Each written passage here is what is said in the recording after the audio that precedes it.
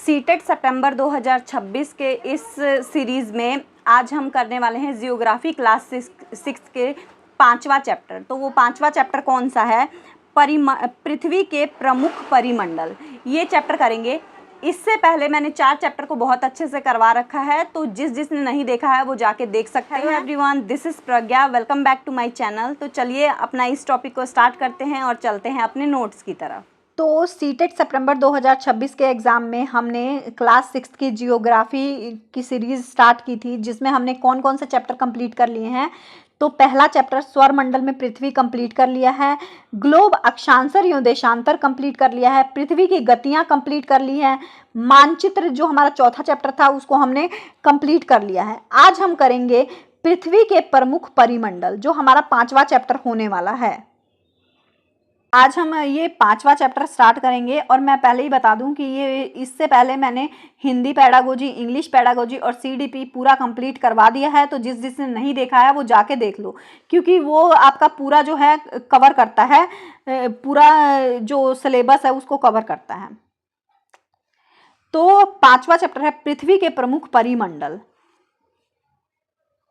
इसमें भी आपने जो पहले, दूसरे, तीसरे, चौथे चैप्टर नहीं देखे हैं तो वो जाके देख सकते हैं। इसमें अब देखते हैं कि हम इसमें बहुत ज़्यादा इम्पोर्टेंट पॉइंट है, जैसे कि पृथ्वी का जो ठोस भाग होता है उस पे हम रहते हैं, ठीक है, उसको हम क्या बोलते हैं? भूमंडल कहते हैं। जो पृथ्वी का ठोस भाग है ना, उस पे हम रहते हैं, उसको क्या बोलते हैं? भूमंडल कहते हैं। और गैस की परतें, जो गैस की परतें हैं जो पृथ्वी के चारों ओर घूमती है, जो हमें दिखाई भी नहीं देती, उसको हम क्या बोलते हैं? वायुमंडल कहते हैं। और यहीं पे जहाँ, जैसे क्या हो गया, जहाँ पे ऑक्सीजन, नाइट्रोजन, कार्बन डाइऑक्साइड या फिर और भी बहुत सारी दूसरी गैसें पाई जाती हैं। पृथ्वी के बहुत बड़े भाग में जल पाया जाता है। अब 71% भाग में जल ही पाया जाता है, इसलिए पृथ्वी को नीला ग्रह भी कहा गया है। तो इसलिए हम इसको क्या बोलते हैं? जल मंडल कहते हैं। अब जैसे यहाँ पे बर्फ हो गया, जल हो गया, जलवाष्प हो गया, ये सारी चीजें पाई जाती हैं। यहीं पे आता है जीवमंडल, एक सीमित क्षेत्र है। जीवमंडल क्या है? एक सीमित क्षेत्र है जहां स्थल है, जल है, हवा है, एक साथ जहां पे सारी चीजें मिल रही हैं ना, वहीं पे जीवमंडल होता है। तो जहां ये सारी चीजें मिल रही हैं, जहां पे जीवन संभव है, उसी को क्या बोलते हैं? जलमंडल बोलते हैं। अब इसको एक एक करके पढ़ते हैं। भूमंडल, भूमंडल क्या है? तो पृथ्वी के ठोस भाग को भूमंडल कहा जाता है। पृथ्वी के ठोस भाग को भूमंडल कहा जाता है। पृथ्वी की सतह को 2 मुख्य भागों में बांटा गया है। पृथ्वी की सतह को 2 मुख्य भागों में बांटा गया है। कौन कौन से? जो बड़े स्थानीय भूभाग हैं उसे द्वीप कहा जाता है, जो स्थान है उसके महाद्वीप कहा जाता है। लेकिन जो बड़े जलाशय है उसे महासागरीय बेसिन के नाम से जाना जाता है। विश्व के सभी महासागर आपस में एक दूसरे से जुड़े हुए हैं। ये हम आगे डायग्राम में भी देखेंगे कि सारे जो हैं एक दूसरे से कैसे जुड़े हुए हैं। समुद्र जल का तल सभी जगह समान होता है। स्थल की ऊंचाई को समुद्र तल से मापा जाता है। जो स्थल की ऊंचाई है ना, उसके समुद्र तल से ही मापा जाता है, जिसे शून्य माना जाता है।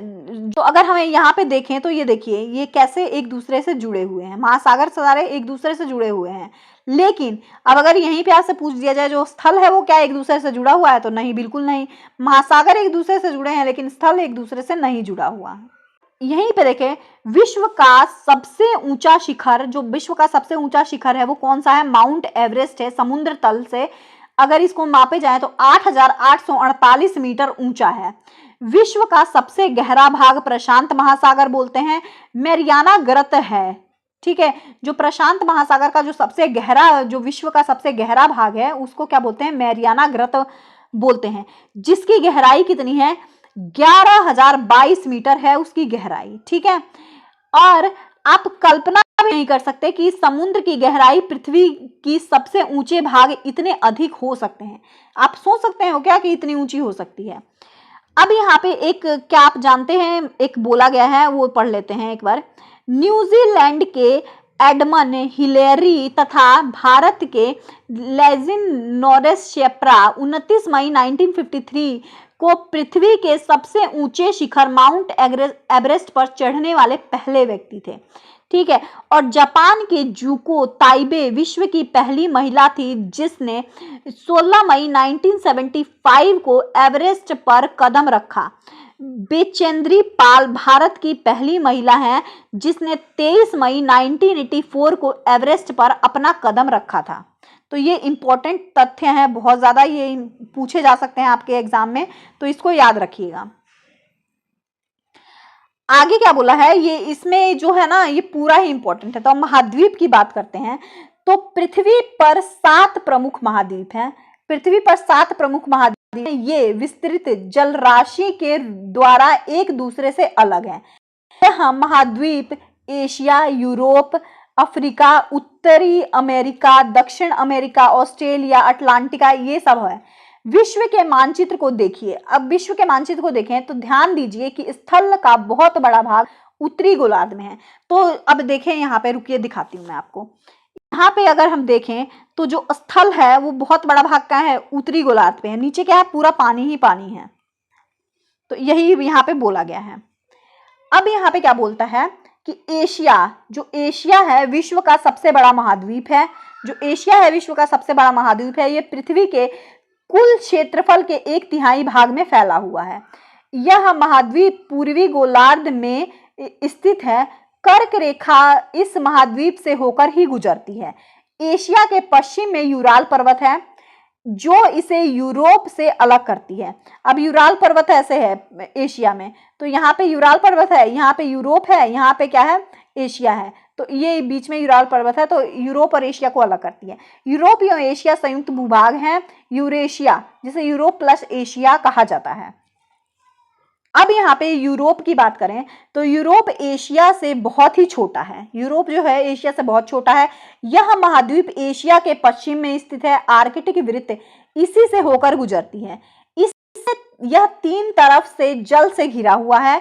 विश्व के मानचित्र देखिए, इसकी स्थिति का पता लगाइए। विश्व में मानचित्र को देखें और इसकी स्थिति का पता लगाएं कि यूरोप कहाँ पे है। तो मैं एक बार दिखाती हूँ यूरोप ये कहाँ पे है। तो ये देखिए, ये है यहाँ, ये एशिया है, ये है यूरोप, फिर यहाँ पे अफ्रीका आ जाता है, यहाँ पे ऑस्ट्रेलिया आ जाता है, फिर यहाँ पे आर्कटिक आ जाए, दक्षिण अमेरिका, उत्तरी अमेरिका, ये आ गया। ठीक है, तो आगे अब बढ़ते हैं। अब है अफ्रीका। अफ्रीका के बारे में क्या बोला है, एशिया के बाद विश्व का दूसरा सबसे बड़ा महाद्वीप है। एशिया के बाद एशिया पहले नंबर पे है, फिर दूसरा ये है। विष्णुवत वृत्त या 0 अक्षांश इस महाद्वीप में के लगभग मध्य भाग से होकर गुजरती है। अफ्रीका का बहुत बड़ा भाग उत्तरी गोलार्ध में स्थित है। आप पाएंगे कि एक ऐसा महाद्वीप है जिससे होकर कर्क, विष्णुवत और मकर तीनों रेखा गुजरती है। अफ्रीका एक ऐसा महाद्वीप है जहां से कर्क रेखा, विष्णुवत रेखा और तीनों रेखा ही गुजरती है। सहारा का रेगिस्तान विश्व का सबसे गर्म रेगिस्तान बोला जाता है जिसे, जो अफ्रीका में ही स्थित है। यह महाद्वीप के चारों तरफ से समुद्रियों महासागरों से घिरा हुआ है। यहाँ पे देखिए, आप देखेंगे कि विश्व की सबसे लंबी नदी नील नदी अफ्रीका से ही होकर गुजरती है। अफ्रीका का मानचित्र देखिए और बताइए कि कर्क रेखा, मकर रेखा और विष्णुवत रेखा किन किन भागों से गुजरती है। तो ये है मानचित्र। तो यहाँ पे ये पूरा है, यहाँ पे अफ्रीका है, अफ्रीका यहाँ पे है और इन तीनों भागों से ऐसे ऐसे ऐसे गुजरती है, तीनों भागों से ही लगती है ये। ठीक है, अगला है उत्तरी अमेरिका। उत्तरी अमेरिका विश्व का तीसरा भाग है। पहला क्या है, एशिया, दूसरा क्या है, अफ्रीका, तीसरा है उत्तरी अमेरिका। विश्व का तीसरा सबसे बड़ा महाद्वीप है। यह दक्षिण अमेरिका से एक संकरे स्थल से जुड़ा हुआ है जिसे हम पनामा जलसंधि कहते हैं। अब देखिए ये रहा, ये देखिए, ये है उत्तरी अमेरिका, ये है दक्षिणी अमेरिका, यहाँ से जलसंधि है जिसको हम पनामा जलसंधि कहा जाता है। ठीक है, अब यहाँ पे दक्षिणी अमेरिका की बात करते हैं। तो दक्षिणी अमेरिका का अधिकांश भाग दक्षिणी गोलार्ध में स्थित है। नीचे की साइड है ना ये, तो दक्षिणी गोलार्ध में, इसलिए इसको दक्षिणी अमेरिका बोला गया है।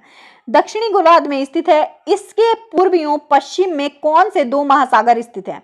तो इसके पूर्व और पश्चिम में कौन से 2 महासागर स्थित है, बताइए जरा, आप कमेंट करिए।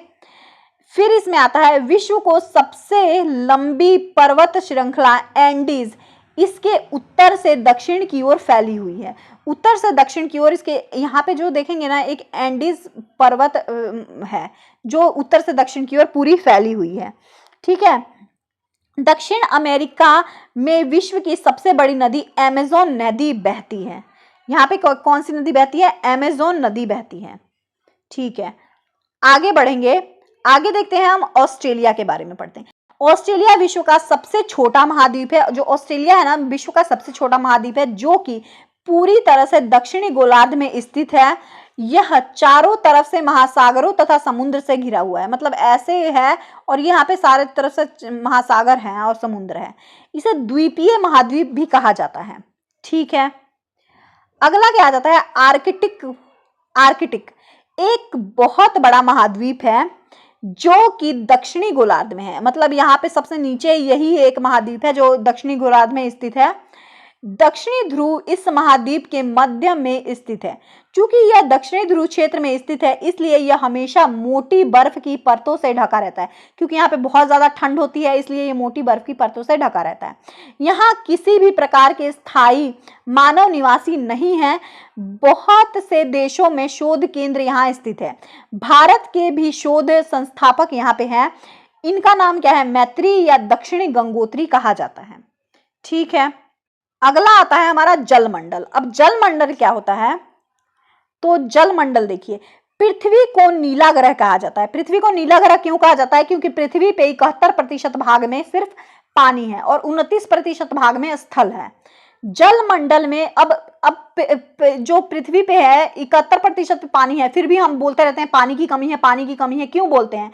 क्योंकि यहाँ पे महासागर है ना, तो यहाँ पे 97% महासागर है जिनका पानी लवणीय है। अभी इसमें पढ़ेंगे हम आगे। और सिर्फ 2.5% ही भाग है जिसमें जल है।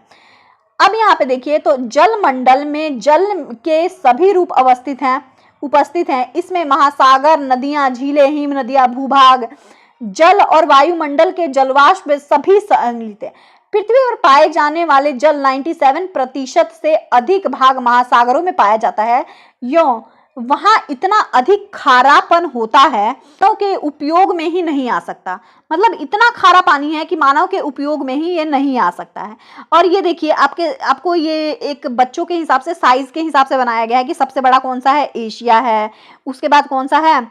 अफ्रीका हो गया। अफ्रीका के बाद क्या आ जाता है? उत्तरी अमेरिका आ गया। अब इसको गिन के भी देख सकते हैं। फिर आता है दक्षिणी अमेरिका। फिर कौन सा है? ये यहाँ पे ऑस्ट्रेलिया है, फिर यूरोप, फिर यहाँ पे ऑस्ट्रेलिया है। तो ऐसे आप देख सकते हैं। अब महासागर की बात करें तो महासागर जलमंडल के मुख्य भाग हैं। महासागर को क्या कहा जाता है? जलमंडल का एक मुख्य भाग है। ये आपस में एक दूसरे से जुड़े हुए होते हैं। महासागर क्या है? मैंने पहले ही बताया आपको, ये आपस में एक दूसरे से जुड़े हैं। पृथ्वी जो स्थल भाग है वो आपस में नहीं जुड़ा हुआ, लेकिन जो महासागर है वो एक दूसरे से जुड़े हुए हैं। तो महासागरीय जल हमेशा गतिशील रहता है, हमेशा चलता रहता है। इसमें तरंगे होती हैं, ज्वार भाटाएं आते हैं, महासागरीय धाराएं, महासागरीय जल। 3 मुख्य गतियां होती हैं। इनकी 3 मुख्य गति कौन सी है? बड़े से छोटे आकार के आधार पर 5 महासागर प्रमुख हैं। 5 महासागर प्रमुख है। कौन से? प्रशांत महासागर, अटलांटिक महासागर, हिंद महासागर, दक्षिणी महासागर तथा आर्कटिक महासागर। ये 5 महासागर है हमारे। ठीक है, स्थल तो हमने 7 पढ़े थे और महासागर कितने हैं? 5। अब इन महासागरों को देखते हैं। प्रशांत महासागर सबसे बड़ा महासागर है। यह है प्रशांत महासागर, सबसे बड़ा महासागर है। यहाँ पृथ्वी के 1/3 भाग पे फैला हुआ है। ये इतना बड़ा है कि पृथ्वी के पूरे 1/3 भाग पे फैला हुआ है। पृथ्वी का सबसे गहरा भाग मैरियाना गर्त प्रशांत महासागर में ही स्थित है। मैरियाना गर्त कहाँ स्थित है? प्रशांत महासागर में स्थित है। प्रशांत महासागर लगभग वृत्ताकार है, मतलब गोल है बिल्कुल। एशिया, ऑस्ट्रेलिया, उत्तरी दक्षिणी अमेरिका इसके चारों ओर ही स्थित है।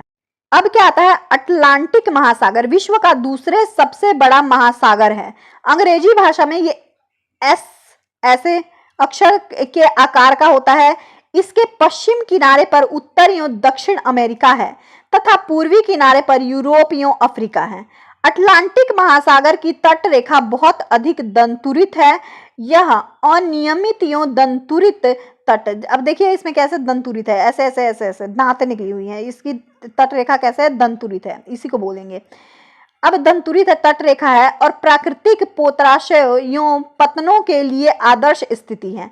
व्यापार की दृष्टि से यह सबसे व्यस्क महासागर है, सबसे व्यस्त महासागर है। व्यापार मतलब यहाँ पे बहुत ज्यादा व्यापार होता है। हिंद महासागर ही एक ऐसा महासागर है जिसका नाम किसी देश के नाम पर रखा गया है, मतलब भारत के नाम पर रखा गया है। यह महासागर लगभग त्रिभुजाकार है, ट्रायंगल शेप में है। इसके उत्तर में एशिया, पश्चिम में अफ्रीका तथा पूर्व में ऑस्ट्रेलिया स्थित है। दक्षिण महासागर आर्कटिक महाद्वीप के चारों ओर से घेरता है। यह आर्कटिक महाद्वीप से उत्तर की ओर 60 डिग्री दक्षिण अक्षांश तक फैला हुआ है। आर्कटिक महासागर उत्तरी ध्रुव वृत्त से स्थित है तथा यह उत्तर ध्रुव के चारों ओर फैला हुआ है। यह प्रशांत महासागर के छिछले जल वाले एक संकरे भाग से जुड़ा हुआ है जिसे बेरिंग जल संधि के नाम से जाना जाता है। क्या जानते हैं? बेरिंग जल संधि। यह उत्तरी अमेरिका के उत्तरी तटों पे यूरेशिया से घिरा हुआ है। ठीक है, अब हमने महासागर पढ़ लिया। अब हम पढ़ते हैं वायुमंडल। तो वायुमंडल क्या होता है? हमारी पृथ्वी चारों ओर से गैस के परतों से घिरी हुई है। हमारी पृथ्वी घिरी हुई है ना, जिसे हम वायुमंडल कहते हैं।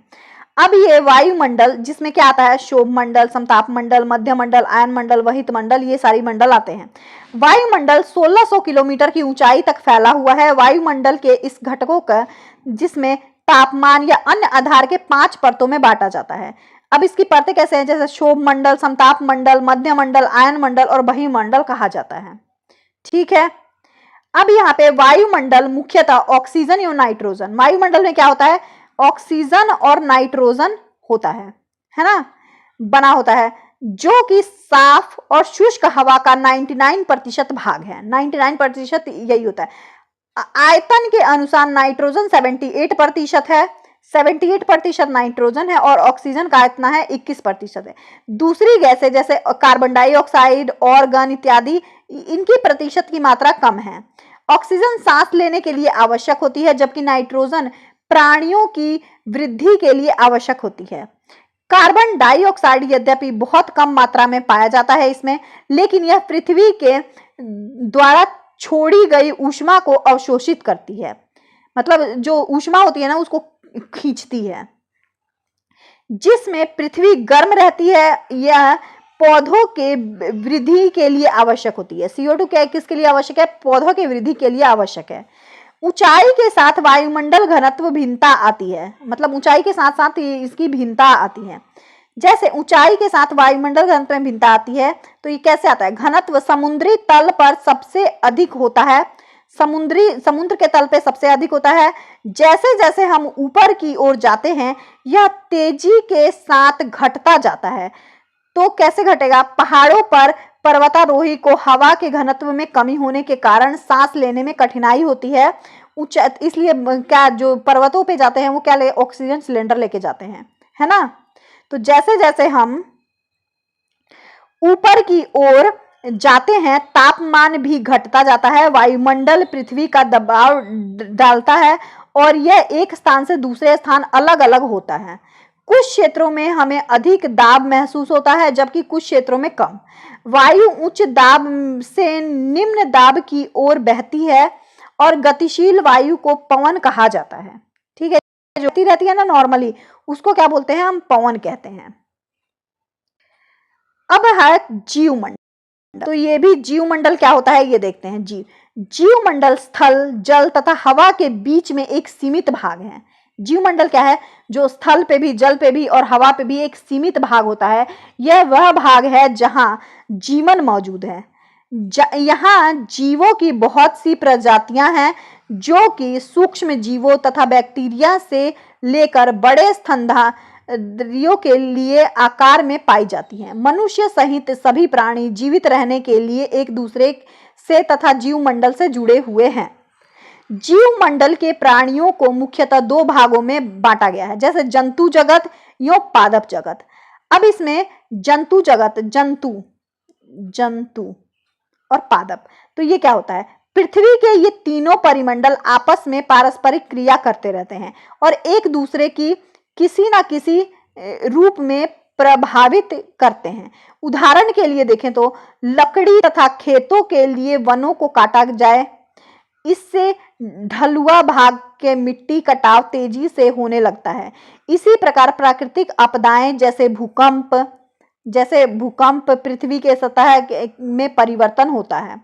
हाल ही में सुनामी के कारण अंडमान निकोबार द्वीप समूह के कुछ भाग में पानी में डूब गया था, है ना। जो हाल में जो सुनामी आई थी, देखा था ना आपने, उसमें अंडमान निकोबार का कुछ भाग डूब गया था। झील नदियों के दूषित पदार्थों में प्रवाहित होने के कारण उनका जल मानव में इस्तेमाल लायक नहीं रह जाता है। यह जल दूसरे जीवों को भी नुकसान पहुंचाता है। उद्योग, तापीय विद्युत संयंत्रों तथा गाड़ियों का उत्सर्जित पदार्थ वायु को प्रदूषित करता है। कार्बन डाइऑक्साइड वायु का एक महत्वपूर्ण घटक है, लेकिन कार्बन डाइऑक्साइड क्या है, केवल मात्रा में वृद्धि के कारण ही होता है। इसलिए भूमंडल, वायुमंडल, जलमंडल के बीच में जो प्राकृतिक संतुलन बनाए रखने के लिए पृथ्वी के संसाधनों के सीमित उपयोग की आवश्यकता पड़ती है। पे ये चैप्टर कंप्लीट होता है और हम इसको और ज्यादा अच्छे से समझने के लिए इसमें क्या कर लेते हैं, क्वेश्चन आंसर को भी देख लेते हैं, ताकि आपकी अंडरस्टैंडिंग और भी ज्यादा अच्छे से क्लियर होए। अब यहाँ पे पहला क्वेश्चन क्या बोला है, तो पहला क्वेश्चन है पृथ्वी के 4 प्रमुख परिमंडल कौन कौन से हैं। तो पृथ्वी के हमने पढ़ाई है, स्थल मंडल, जल मंडल, वायुमंडल, जीवमंडल। तो ये हमारे 4 परिमंडल हैं। दूसरा क्वेश्चन क्या है, पृथ्वी के प्रमुख महाद्वीप के नाम बताइए। तो पृथ्वी के प्रमुख महाद्वीप कौन से हैं? एशिया, अफ्रीका, उत्तरी अमेरिका, दक्षिणी अमेरिका, अटलांटिका, यूरोप और ऑस्ट्रेलिया। ये सारे हमारे क्या हैं, भाग हैं। तीसरे में आता है 2 महाद्वीपों के नाम लिखिए जो पूरी तरह से दक्षिणी गोलार्ध में स्थित हैं। अब 2 महाद्वीप के नाम लिखने हैं जो पूरी तरह से दक्षिणी गोलार्ध में स्थित है, तो ऑस्ट्रेलिया और अटलांटिका। अगला क्वेश्चन है वायुमंडल की विभिन्न परतों के नाम बताइए। वायुमंडल के विभिन्न परतों के नाम क्या है, नीचे से स्टार्ट करते हैं। क्षोभ मंडल, समताप मंडल, मध्य मंडल, आयन मंडल और बाह्य मंडल। अगला क्या है कि पृथ्वी को नीला ग्रह क्यों कहा जाता है। तो पृथ्वी को नीला ग्रह क्यों कहा जाता है, तो पृथ्वी का अधिकांश भाग जल से ढका हुआ है, जहां पे 71% जल है, इसलिए पृथ्वी को नीला ग्रह कहा जाता है। अगला है उत्तरी गोलार्ध को स्थानीय गोलार्ध क्यों कहा जाता है। उत्तरी गोलार्ध में हिंद महासागर जो है अधिकांश स्थल स्थित है, इसीलिए क्या कहा जाता है इसको, उत्तरी गोलार्ध को क्या कहता है, स्थलीय गोलार्ध कहा जाता है, क्योंकि यहाँ पे ज्यादातर क्या है, स्थल ही स्थित है। अगला क्वेश्चन है जीवित प्राणियों के लिए जीवमंडल क्यों महत्वपूर्ण है। तो जीवित प्राणियों के लिए जीवमंडल ही एक ऐसा स्थान है जहां वायुमंडल, जलमंडल और तीनों मिलते हैं और ये जीवन जीने का निर्माण होता है इसी की वजह। तो ये हो गया क्वेश्चन आंसर कंप्लीट। अब यहाँ पे सही उत्तर पे चिन्ह लगाइए। आप लोग भी कमेंट में साथ में करते रहिएगा कि कौन सा ऑप्शन सही है, इससे आप लोग को चैप्टर पढ़ ही लिया है तो समझ भी बेटर होगा। पहला है कौन सी पर्वत श्रृंखला एशिया या यूरोप को अलग करती है। तो यहाँ पे क्या है, यूराल पर्वत एशिया और यूरोप को अलग करती है। उत्तर अमेरिका दक्षिण अमेरिका से कैसे जुड़ा हुआ है। तो उत्तर अमेरिका और दक्षिण अमेरिका में एक स्थल संधि है, उसकी वजह से जुड़ा हुआ है, जो जिसका नाम क्या है, पनामा, जिसका नाम है पनामा। अगला क्वेश्चन है वायुमंडल में किस गैस का प्रतिशत सर्वाधिक है। तो किस गैस का है, नाइट्रोजन गैस का है, 74% नाइट्रोजन गैस ही है। पृथ्वी का कौन सा भाग ठोस चट्टानों से बना हुआ है। तो पृथ्वी का जो थल मंडल है, जिसको स्थल मंडल भी बोलते हैं, वो ठोस से बना हुआ है। सबसे बड़ा महाद्वीप कौन सा है। तो सबसे बड़ा महाद्वीप कौन सा है, एशिया सबसे बड़ा महाद्वीप है। खाली स्थान भरो। इसमें पहला क्वेश्चन है पृथ्वी का सबसे गहरा भाग कौन सा है, जो प्रशांत महासागर में स्थित है। तो इसको हम क्या बोलते हैं, मेरियाना गर्त बोलते हैं, मेरियाना गर्त। यही भाग सबसे गहरा है। डैश महासागर का नाम एक देश के नाम पर ही रखा गया है। तो हिंद महासागर जो भारत के नाम पे रखा गया है। अगला है स्थल, जल और हवा एक सीमित भाग है जो जीवन के लिए सहायक है। तो ये क्या है, जीव मंडल, जिसको क्या बोलेंगे, जीव मंडल बोलेंगे।